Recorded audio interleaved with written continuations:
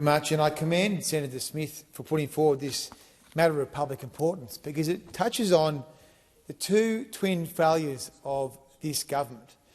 And those are that the government has reverted to a traditional Labor approach of spending too much money and therefore needing to tax the Australian people too heavily. And secondly, Labor has failed on housing, failed to house young Australians and to provide pathways for people to own their own houses. And I don't think I need to sit here and give the Senate address about how the government has failed on these issues, because people know. People don't need to be convinced. But on these issues of taxation, it is the case that the government has been forced to raise a series of new taxes to pay for its new spending.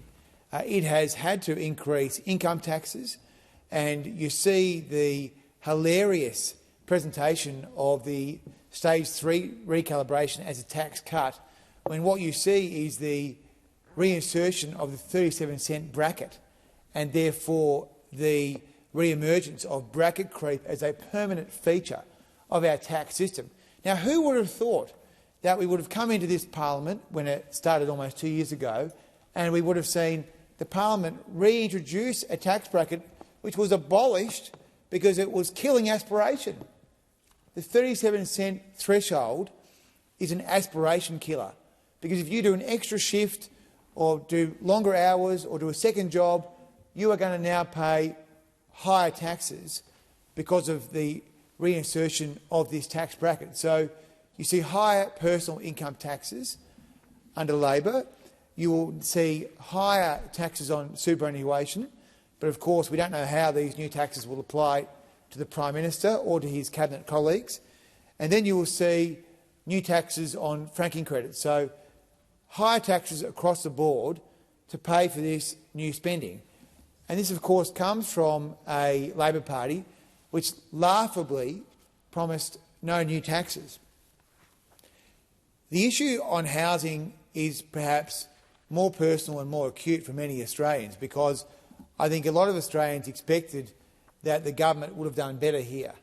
And what you've seen is a flatlining of construction, fewer houses being built, a large increase in immigration, and that has meant that fewer Australians are able to access a home. What you've seen from the government have been callous schemes. Help to Buy, which was the centrepiece of their housing policy from the election, which is based on a state scheme that no one wants to use. Very few Australians use the state-based shared equity schemes. So the federal Labor goes to the election saying this is the centrepiece of our housing plan, bearing in mind the government itself is promising 1.2 million houses over the next 5 years, targets it will never meet. And the centrepiece of their plan to do this is Help to Buy. Help to Buy, which provides 10,000 places. It is a pimple on the elephant's backside, at best. So that is their offering on housing. Help to Buy, a failure on the housing targets. Premier Minns in New South Wales laughs at Mr Albanese and Mr Chalmers, Dr Chalmers, laughs and laughs and laughs and says, we will never meet these housing targets in Sydney. We will never meet the New South Wales housing targets. So you've got wall-to-wall Labor governments and you can't build the houses. The government programs here are absolutely ridiculous. And what you don't see from this government is an interest in trying to tilt the scales in favour of first home buyers.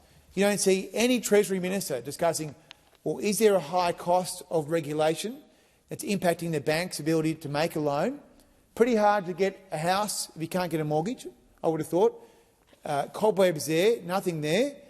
And then, of course, what you never ever hear them discuss is what role could super play in helping first home buyers get into a house. The reason is because they are the party of vested interests.